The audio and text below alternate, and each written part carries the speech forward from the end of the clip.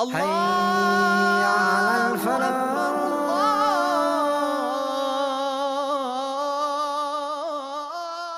الله أكبر. بسم الله والحمد لله والصلاة والسلام على نبينا وعلى آله وصحبه ومن والاه فسلام الله عليكم ورحمة الله وبركاته يا مسلمون ومسلمات እንዲሁም የመርሃ ግብር የምትከታተሉ ክርስቲያን ታዳሚዎች ሁላችሁንም ሰላም ብያለሁ። ኢንሻአላህ ዛሬ የምንመለከተው አርዕስት አልፋና ኦሜጋ የሚለውን አርዕስት ነው።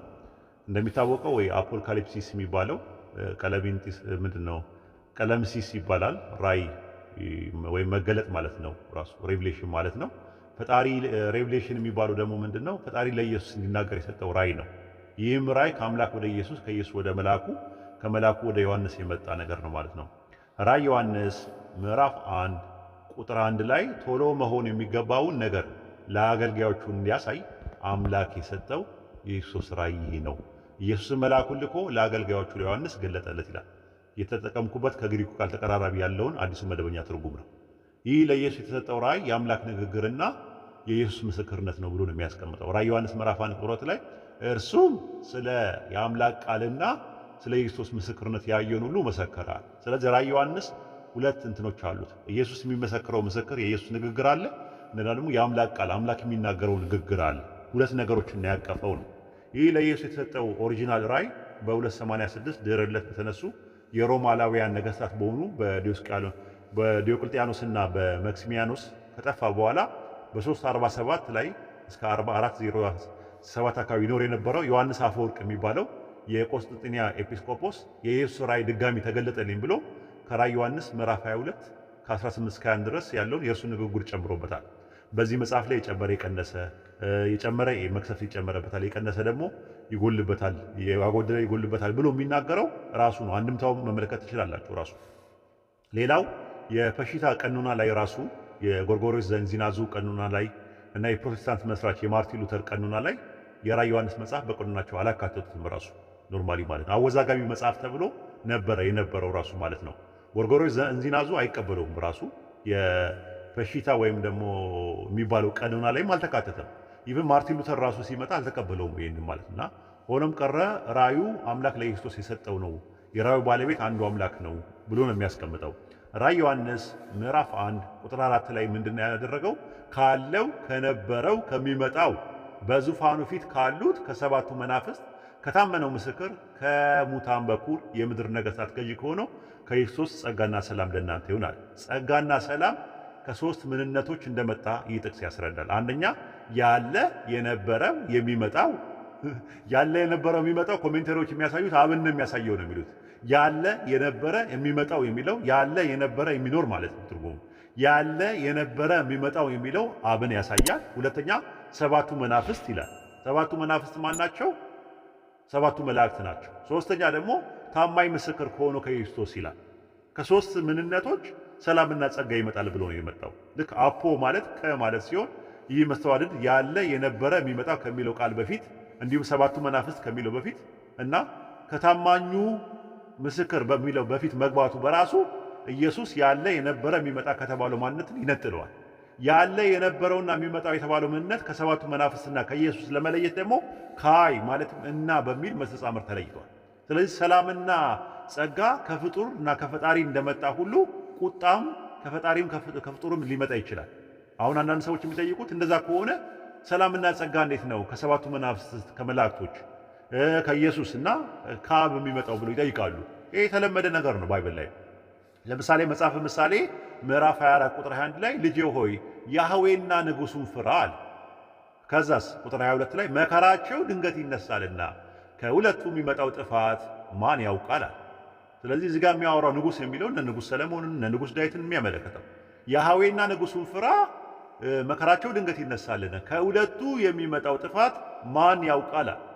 ስለዚህ ካለ ከነበረው ከሚመጣው ከሰባቱ መናፍስት ከሰባቱ መላእክትና ከታማኙ ምስክር ከሆነው ከኢየሱስ ሰላምና ጸጋ መምጣቱ በራሱ የሚያስደንቅ ነገር አይደለም ማለት ነው። እንቀጥል። ራይ ዮሐንስ ምዕራፍ 1 ቁጥር 8 ላይ ያለ የነበረው የሚመጣው ሁሉን የሚገዛው ጌታ አምላክ አልፋና ኦሜጋ እኔ ነኝ ይላል። ስለዚህ አልፋና ኦሜጋ ማን ነው ያለው? ያለ የነበረው የሚመጣው ራይ 1:4 ላይ ያለው ማለት ነው። ራይ 1:1 ላይ ለኢየሱስ ክርስቶስ ራይ የሰጠው ለኢየሱስ የሰጠው ራእይ ምንድነው? የአምላክ ቃልና የኢየሱስ ምስክር ነዋል። ስለዚህ የአምላክ ቃል ከሆነ አምላክ ሲናገር ምን አለ? ራእይ 1:8 ላይ ያለውና የነበረው የሚመጣው ሁሉን የሚገዛ ጌታ አምላክ ምን አለ? አልፋና ኦሜጋ እኔ ነኝ አለ። ስለዚህ ዮሐንስ አልፋና ኦሜጋ እኔ ነኝ ያለው ማን እንደሆነ ለማመልከት ሲናገር ያለ የነበረው የሚመጣው ሁሉ የሚችል ጌታ አምላክ ምን አለ? አልፋና ኦሜጋ እኔ ነኝ አለ። ባዩ ለኢየሱስ ራእይ የሰጠው እና እና በሚል ሰዋስው የተለየው አንዱ አምላክ ነው ማለት ነው። ሁሉን የሚችል ጌታ አምላክ ደግሞ ከኢየሱስ ተለይቶ የተቀመጠ ነው። ያለ የነበረው የሚመጣው ሁሉን የሚችል ጌታ አምላክ ነው የሚለው ራሱ ጌታ አምላክ ነው የሚለው። ፓንቶክራቶስ ማለት ምንድነው? ሁሉን ቻይ ማለት ነው። ዘኦልማይቲ ማለት ነው። ዘኦልማይቲ ጋድ የሆነው ነው አልፋና ኦሜጋ ነኝ የሚለው። ዘኦልማይቲ ጋድ የተባለው ማን ነው ሲባል ጌታ ሁሉን የሚችል ጌታ አምላክ ምን ተብሏል? ከኢየሱስ ተነጥሎ የተቀመጠ ነው። ራእይ ዮሐንስ ምዕራፍ 21 ቁጥር 22 ላይ ሁሉን የሚችል ጌታ አምላክና በጉ መቅደሷ ናቸዋል። ሁሉን የሚችል ጌታ አምላክና በጉ መቅደሷ ናቸዋል። ናቸው የሚለው አያያዥ ግስ ራሱ ሁሉን የሚገዛ ጌታ አምላክና ኢየሱስን በቅጦ ለይተዋቸዋል። ናቸው ሁሉን የሚገዛ ጌታ አምላክና በጉ መቅደሷ ናቸው። ሁሉን የሚገዛ ጌታ አምላክ ማን ነው? አብ። በጉ የተባለው ማን ነው? ወልድ። ሁሉን የሚገዛ ጌታ አምላክ ተብሎ በአማርኛ የተቀመጠው ቃል ግሪኩ ላይ ፓንቶክራቶስ ነው የሚለው ሁሉን ቻይ ዘኦልማይቲ፣ በዕብራይስጥ ሻዳይ የሚባለው። ራእይ ላይ ያለው የነበረው ፓንቶክራቶስ አብ ነው። ደግሞ ራእይ ዮሐንስ ምዕራፍ 11 ቁጥር 17 ላይ እንዲህም አለ ያለ የነበረ ሁሉን የምትችል ጌታ አምላክ ሆይ ትልቁን ኃይልን ስለያዝክና ስለነገስክ እናመሰግናለን ይላል። ራእይ ዮሐንስ ምዕራፍ 15 ቁጥር 3 ላይ ሁሉን የምትችል ጌታ አምላክ ሆይ ሥራ ታላቅና ድንቅ ነው። ራእይ 16:7 ላይ ሁሉን የምትችል ጌታ አምላክ ሆይ ፍርዶቹ እውነተኛና ጽድቅ ናቸው። ሁለተኛ ቆሮንቶስ ምዕራፍ 6 ቁጥር 18 ላይ ለእናንተም አባት ወይም አብ እሆናለሁ እናንተም ለእኔ ወንድና ሴቶች ልጆች ትሆናላችሁ ይላል። ሁሉን ቻይ ጌታ ይላል። ሁሉን የሚገዛ ጌታ አምላክ። ስለዚህ ይህ ምን ይላል?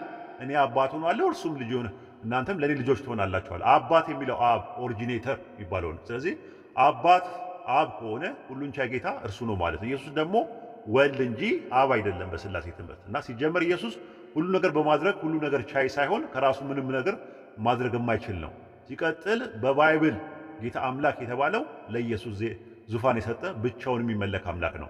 የሉቃስ ወንጌል ምዕራፍ 10 ቁጥር 22 ላይ ሁሉ ከአባቴ ተሰጥቶኛልና አለ። ምን ተሰጥቶታል? የሉቃስ ወንጌል ምዕራፍ 1 ቁጥር 32 ላይ ጌታ አምላክም የአባቱን የዳዊትን ዙፋን ይሰጠዋል።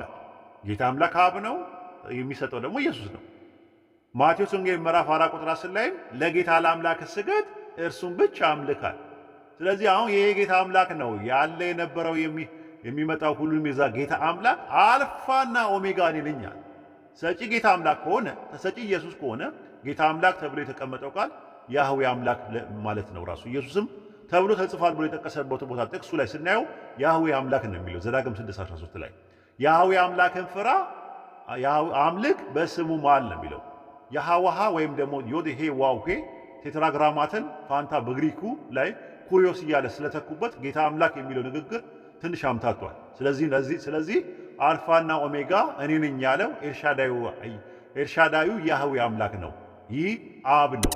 አብ የሚመጣው ያለ የነበረው የሚመጣው የሚለው ራእይ 1:4 ላይ አብን የሚያመለክት ከሆነ አብ ይመጣል የሚል ጥያቄ ይጠየቃል። ትንቢተ ዳንኤል ምዕራፍ 7 ቁጥር 22 ላይ በዘመናት የሸመገለው እስኪመጣ ድረስ ፍርድንም ለልዑል ቅዱሳን እስከ ድረስ አባ ጊዮርጊስ ዘጋስጫ በመጽሐፈ ምስጢር ላይ የዳንኤል ንግግር ይዘው ስለ አብ መምጣት እንደሆነ ተናግሯል። መጽሐፈ ምስጢር ምዕራፍ 10 ቁጥር 13 ላይ ወበእንተ ምጽአተ አብ ይቤ ነቢይ ዳንኤል ወአምፁ መናብርተ ለብሉይ መዋዕል አለ። ነቢዩ ዳንኤል ስለ አብ መምጣት አለ በዘመናት የሸመገለው መናብርት አመጡለታል አለ። ስለዚህ ስለ አብ መምጣት ነው የሚያወራው አለ። ስለ አብ መምጣት ነው አለ። የቱ ጋር ነው ያለው? ዳንኤል ምዕራፍ 7 ቁጥር 22 ላይ አብ ማለት ባለቤት ማለት ነው። ለምሳሌ አቡ ቀለምሲስ የሚባለው የራእይ ባለቤት ባለ ራእይ ማለት ነው። ይህ ለዮሐንስ የተሰጠው ራእይ ነው ማለት ነው። አባ ጊዮርጊስ ዘጋስጫ በመጽሐፈ ምስጢር አቡ ቀለምሲስ የዮሐንስ ራእይ ንግግር ይዘው ያለ የነበረ የሚመጣው ስለ አብ መምጣት እንደሆነ ተናግረዋል። መጽሐፈ ምስጢር ምዕራፍ 10 ቁጥር 18 ላይ ወካበ ነገረ ዮሐንስ አቡ ቀለምሲስ በእንተ ምጽአቱ አቡ ወልዳ ምን አለ? ሁለተኛም ዮሐንስ አቡ ቀለምሲስ የሚባለው ስለ አብና ስለ ወልድ መምጣት ተናገራል። የቱ ጋር ነው ያለው? ራዕይ ዮሐንስ ምዕራፍ 1 ቁጥር 7 ላይ ስለ ወልድ፣ ራዕይ ዮሐንስ ምዕራፍ 1 ቁጥር 8 ደግሞ ስለ አብ መምጣት ማለት ነው። ዮሐንስ በራዕይ ላይ ስለ አብ መምጣት የተናገረበት ቦታ ብዙ ነው። ራዕይ ዮሐንስ ምዕራፍ 1 ቁጥር 4፣ ራዕይ ዮሐንስ ምዕራፍ 1 ቁጥር 8፣ ራዕይ ዮሐንስ ምዕራፍ 4 ቁጥር 8፣ ራዕይ 22 7፣ ራዕይ 22 12 ላይ የመሳሰሉት ናቸው። ራዕይ ላይ በዙፋኑ ላይ አንድ ተቀማጭ ነበረ። ይህ ተቀማጭ ደግሞ በቀኝ እጁና በውስጥ በኋላ የተዘጋበት በሰባት ማዕተብ የተዘጋ መጽሐፍ ነበረው ይላል።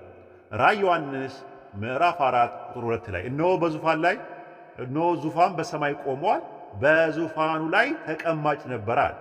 ራዕይ 5 1 ላይ በዙፋኑ ላይ በቀኝ እጁና በውስጥና በኋላ የተጻፈበት በሰባት ማዕተብ የተዘጋ መጽሐፍ አየዋል፣ በዙፋኑ ላይ በተቀመጠዋል።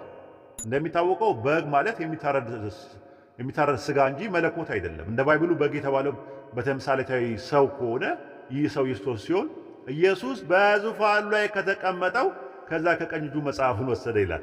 ራዕይ ዮሐንስ ምዕራፍ 5 ቁጥር 7 ላይ በጉ መጥቶ በዙፋኑ ላይ ከተቀመጠው ከዛ ከቀኝ እጁ መጽሐፉን ወሰደዋል። ስለዚህ ወሳጁ ኢየሱስ ከሆነ የወሰደው በዙፋኑ ላይ ከተቀመጠው ከሆነ በዙፋኑ ላይ የተቀመጠው አንዱ አምላክ በዘመናት የሸመገለው አብ ነው ማለት ነው።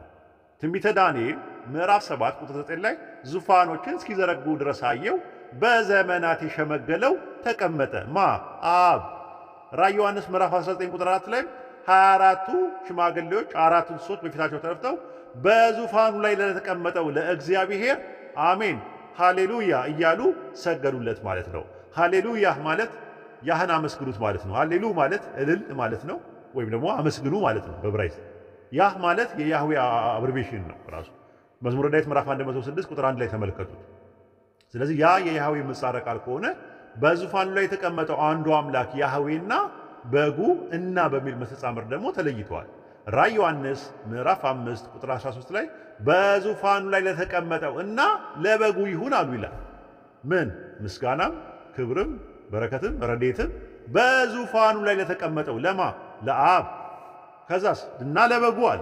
ራዕይ 6:16 ላይ ተራሮችም አለቶችም በላያችን ውደቁ በዙፋኑ ላይ ከተቀመጠው ፊት እና ከበጉ ቁጣ ሰውሩን አሉ። በዙፋኑ ላይ ከተቀመጠው የተባለው አብ ነው። ራዕይ ዮሐንስ ምዕራፍ 7 ቁጥር 10 ላይ በታላቅ ድምፅ እየጮሁ አሉ በዙፋኑ ላይ ለተቀመጠው ለአምላካችን እና ለበጉ ማዳን ነው አሉ። አማርኛው ላይ በጉ የሚለው መድረሻ ቀጥያ ላይ ያለው የሚለው ጥገኛ ምዕላድ እና የሚለው መስተጻምር ለመተካት የመጣ ነው። በግሪኩ ላይ ካይ ይለዋል። እንግሊዝኛው ላይ ኤንድ ብሎ ነው የሚያስቀምጠው። በዙፋኑ ላይ የተቀመጠው አንዱ አምላክ ከበጉ የተለየ ነው። ስለዚህ አልፋና ኦሜጋ መጀመሪያውና መጨረሻው እኔ ነኝ የሚለው በዙፋኑ ላይ የተቀመጠው አብ ነው።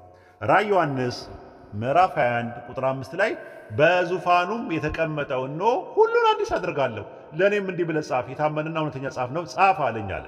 አለኝም በዙፋኑ ላይ የተቀመጠው ምን አለ? ተፈጽሟል። አልፋና ኦሜጋ መጀመሪያውና መጨረሻው እኔ ነኝ አለ። ስለዚህ አልፋና ኦሜጋ የሚለው ማን ነው? ራዕይ 21:6 ላይ አብ ነው ማለት ነው፣ በዙፋኑ ላይ የተቀመጠው። በባይብል አልፋና ኦሜጋ የሚለው ቃል 3 ጊዜ የተጠቀሰ ሲሆን ከሶስቱ አንዱ ይህ ጥቅስ ነው ማለት ነው። የግሪክ ኮይኔ ፊደላት 24 ሲሆኑ አብይ ፊደል አፐር ኬዝ እና ኑስ ፊደል ላወር ኬዝ የሚባሉ ጉልህ ሚና አላቸው። የመጀመሪያው ፊደል አልፋ ነው። አልፋ ማለት ምንድነው? መጀመሪያ ቀዳማዊ ማለት ነው፣ ጥንታዊ ማለት ነው። አልፋ ፊደል አ ሲሆን ንዑስ አልፋ ፊደል ደግሞ አ ነው፣ በትንሿ ነው የሚያሳየው። በድምፅ ሲነበብ ሁለቱም አ ነው የሚባሉ። የመጨረሻው ፊደል ደግሞ ኦሜጋ ነው። ኦሜጋ ማለት መጨረሻ ዳህራዊ ሐላዊ ማለት ነው ራሱ። አብይ ኦሜጋ ፊደልና ንዑስ ፊደል የሚሉት ካፒታልና ስሞል ሌተር የሚሉት በድምፅ ሲነበቡ ኦ ነው። በኢየሱስ ራእይ ውስጥ አልፋና ኦሜጋ የተባለው አንዱ አምላክ ሆኖ ሳለ ወደ ኢየሱስ ለማስጠጋት ይህን ጭማሪ አስገብተዋል። ራዕይ ዮሐንስ ምዕራፍ 1 ቁጥር 11 ላይ ይሁት ራሱ እንዲህም አለ፣ አልፋና ኦሜጋ ፊተኛውና ኋለኛው እኔ ነኝ ይላል። የግሪክ ደቅታባት ላይ ስለሌለ ግሪክ ኢንተርኔል በቅንፍ ነው ያስቀመጠው። ተመለከቱት። ራዕይ 1:11 ላይ አልፋና ኦሜጋ ፊተኛና ኋለኛ እኔ ነኝ ብለው የጨመሩት በ16:11 ረድፍ በታተመው ቅጂ ኪንግ ጄምስ ቨርሽን ባይብል ነው ራሱ። የሚገርማችሁ እንግሊዝኛው ላይ ያስቀምጠውታል ራሱ ኖርማሊ። በሀገራችን ደግሞ በ1879 ላይ እንዴት ኦርቶዶክስ አቆጣጠር የቁም ጽፍ የአባሮሚ ጽሁፍ የሚባለው ላይ ከኪንግ ጀምስ በመተርጎም አስገብተውበታል። ይሁት ከፈልጋችሁ። አዲሱ መደበኛ ትርጉም ላይ የለም። የ1980 ትርጉም ላይ የለም። የ1954 ላይ ትርጉም የለም ራሱ ኖርማሊ።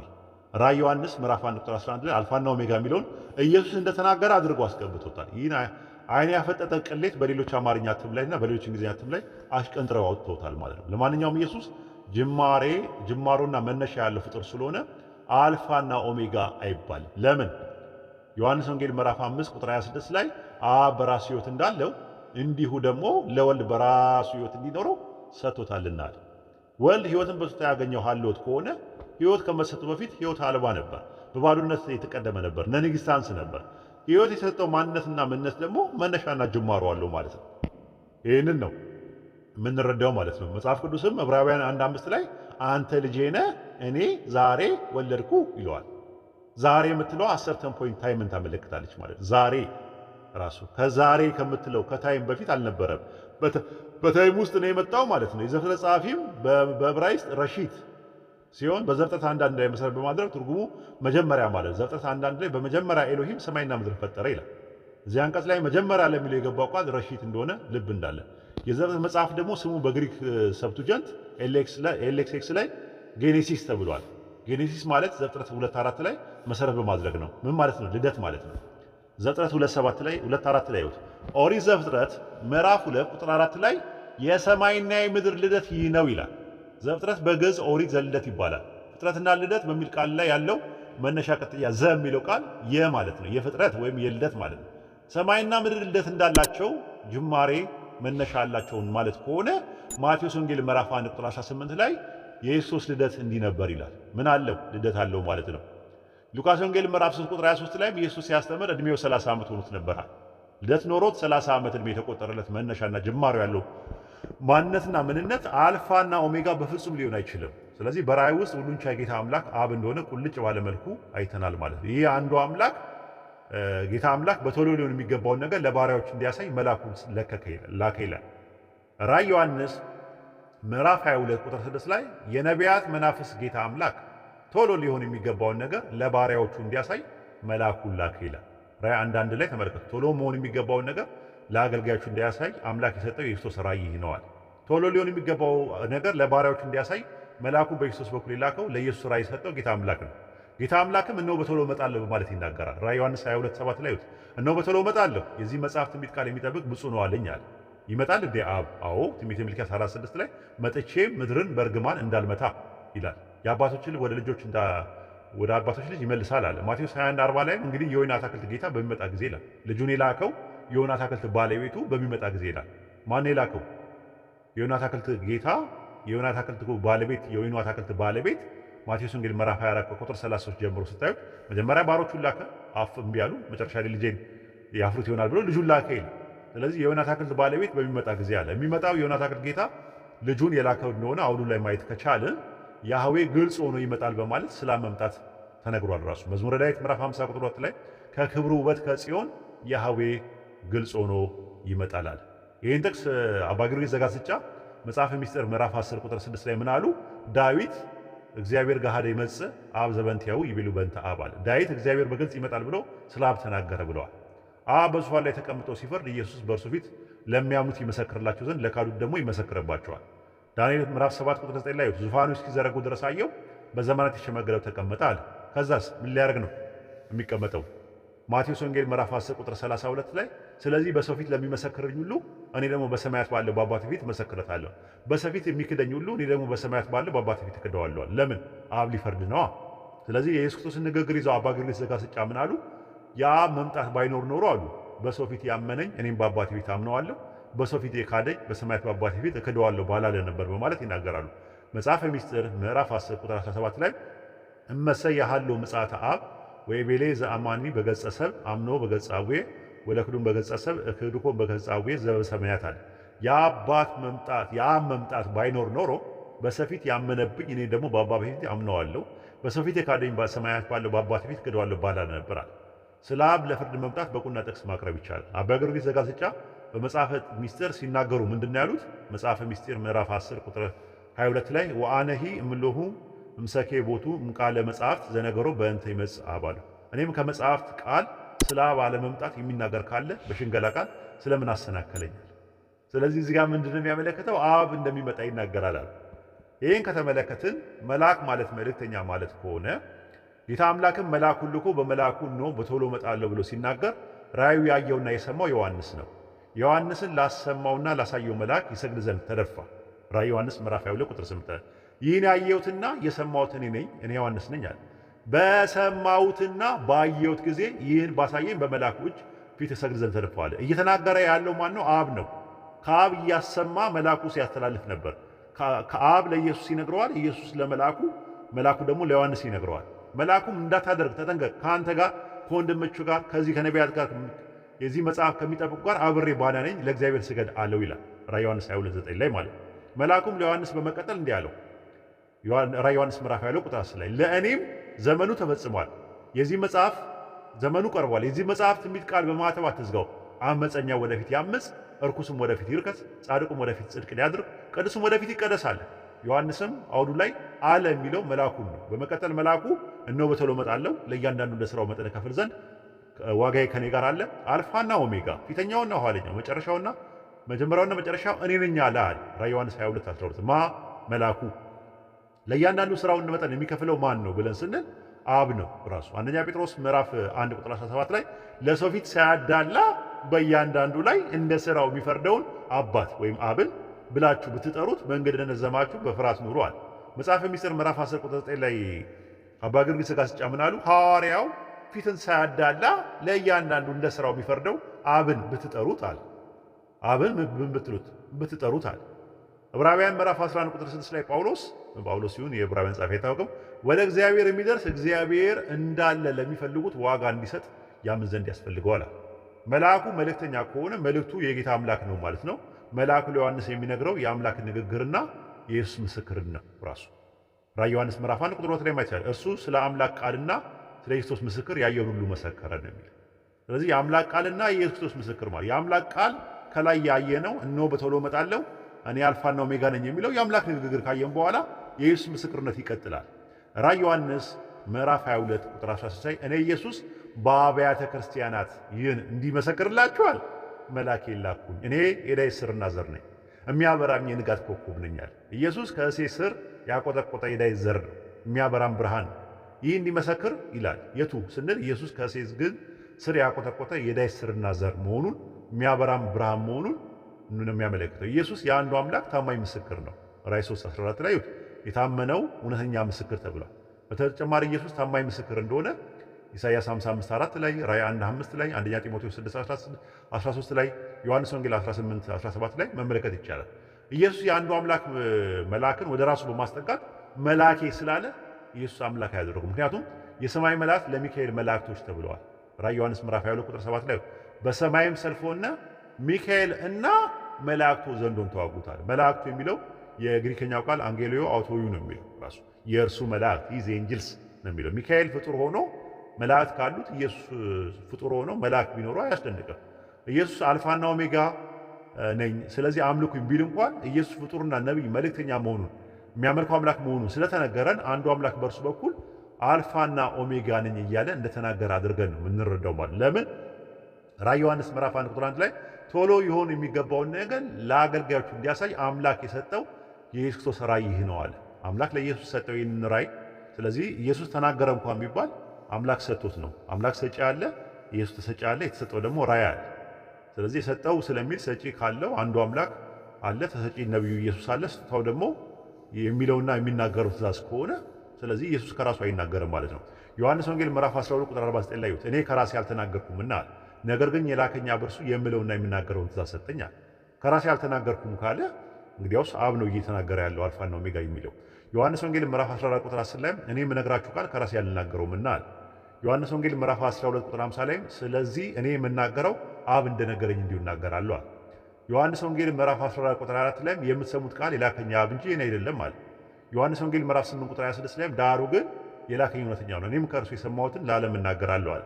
ዮሐንስ ወንጌል ምዕራፍ 7 ቁጥር 16 ላይ ትምህርቴስ ከላከኝ እንጂ ከእኔ አይደለም የኔ አይደለም ካለ እንግዲያውስ ኢየሱስ መልእክተኛ ከሆነ እንግዲያውስ አብ በልጁ በኩል እየተናገረ ነው ማለት ነው። ዕብራውያን 1:2 ላይ በልጁ በዚህ ዘመን መጨረሻ ለኛ ተናገረናል አብ። ስለዚህ አንዱ አምላክ ለኢየሱስ የሰጠው ራዕይ በሮም አላውያን ነገስታት በሆኑት በዲዮቅልጥያኖስና በመክሲኒያኖስ ቢባሉት ከጠፋ በኋላ ዮሐንስ አፈወርቅ ራእዩ ተገለጠልኝ ብሎ ያመጣው ነው። አስተማማኝ አይደለም፣ ግን እንደው ይሁን እንኳን ብለን ምንድን ራዕይ ዮሐንስ ምዕራፍ 1 ቁጥር 17 ላይ እንየው። ራዕይ ዮሐንስ ምዕራፍ 1 ቁጥር 17 እንዲህም አለኝ አትፍራ ፊተኛውና ኋለኛው ይላል። ከዛስ ሕያውም እኔ ነኝ ሞቼም ነበርኩኝ። ከዛ ራዕይ 2:8 ላይ ደግሞ ሞቶ የነበረውና ሕያው የሆነው ፊተኛና ኋለኛ ይላል። ሞቶ ሕያው መሆኑን ይቆየንና መሞትና ከሞት ጋር ሕያው ሆኖ መሆኑ በራሱ አልፋና ኦሜጋ ከሚለው ጋር ተቃራኒ ነው ምንም ነገር። ምክንያቱም መሞት ህልውና አልባ መሆን ነው። ባይሆን የሙታን ፊተኛና መንፈስ በመሆን ኋለኛው አዳም ደግሞ በመሆን እንደተነሳ ነው ባይብል የሚናገረው። ፊተኛ የሚለው የግሪክ ቃል ፕሮቶስ ነው የሚለው። ፕሮቶስ እንደ ባይብል ደግሞ የሙታን ፊተኛ ማለት ነው። ለምሳሌ ቆላሲስ ምዕራፍ 1 ቁጥር 18 ላይ እርሱ በሁሉ ፊተኛ ይሆን ዘንድ አለ መጀመሪያም ከሙታን በኩር ነው ይላል። እዚያ አንቀጽ ላይ በኩር ተብሎ የተጠቀመ ቃል የግሪከኛው ፕሮቶቶኮስ ነው የሚለው። ፕሮቶስ ማለት እና ቲክቶ ከሚለው ከሁለት ቃላት የተዋቀረ ነው ማለት ነው። ፕሮቶስ ማለት ፊተኛ ማለት ነው። ቲክቶ ማለት ደግሞ መወለድ መውጣት ማለት ነው ራሱ። ስለዚህ ከሙታን በመውጣት ፊተኛ ስለሆነ ፊተኛ ተብሏል። ዕብራውያን ምዕራፍ 13 ቁጥር 20 ላይ ኢየሱስን ከሙታን ያወጣው የሰላም አምላክ ይላል። ስለዚህ ኢየሱስ ፊተኛ ነኝ ፕሮቶስ ነኝ ሲል ምንድነኝ የሙታን መጀመሪያ ነኝ ማለቱ ነው። ኋለኛ የሚለው ግሪክ ቃል ደግሞ ኤስካቶስ ነው። ኤስካቶስ እንደ ባይብሉ ኢየሱስ በስጋ ሞቶ በመንፈስ ሕያው ሆነ ይለናል። በሕያውነት መንፈስ ኋለኛው አዳም እንደሆነም ይናገራል። አንደኛ ጴጥሮስ ምዕራፍ 3 ቁጥር 18 ላይ በስጋ ሞታል በመንፈስ ግን ሕያው ሆነ ወይም ተነሳ ይላል። ከዛስ አንደኛ ቆሮንቶስ ምዕራፍ 15 ቁጥር 45 ላይ ኋለኛው አዳም ሕይወትን የሚሰጥ መንፈስ ሆናል። ኋለኛው አዳም እዚህ አንቀጽ ላይ ኋለኛው የሚለው የገባው ኤስካቶስ ነው። ራሱ ሲነሳ ምንድነው የሆነው? በመንፈስ ተነሳ ካለ ሕይወትን የሚሰጥ መንፈስ ሆነ። ኋለኛው አዳም ካለው ኋለኛው አዳም ስካቶስና ፕሮቶስ የሚለው ቃል ወይም ፊተኛና ኋለኛ የሚለው ነገር በአንጻራዊ ደረጃ የመጣ ነው። ልክ ማቴዎስ ወንጌል ምዕራፍ 19 ቁጥር 30 ላይ ነገር ግን ብዙዎች ፊተኞች ኋለኞች ይሆናሉ አለ። እዚህ አንቀጽ ላይ ተመሳሳይ ነው ግሪከኛ የሚጠቀመው ፕሮቶስና ስካቶስ ብሎ ነው የሚያስቀምጠው ራሱ ኖርማሊ ማለት እና ሰዎቹ አልፋና ኦሜጋ ናቸው ማለት ነው እንዴ ብለን ስንል አይደለም ነው። ስለዚህ ኢየሱስ መጀመሪያም ያለው ነው መጨረሻም በሞት ያለው ፍጡር ስለሆነ መጀመሪያም መጨረሻም አለው። ስለዚህ ኢየሱስ አልፋን ራዕይ ላይ የተጠቀሰው አልፋና ኦሜጋ የተባለው ኢየሱስ ሳይሆን ኢየሱስን የላከው አብ ነው። ለዛሬ በዚህ ብቃን። ወሰላሙ አለይኩም ወራህመቱላሂ ወበረካቱ። حي على الفلاح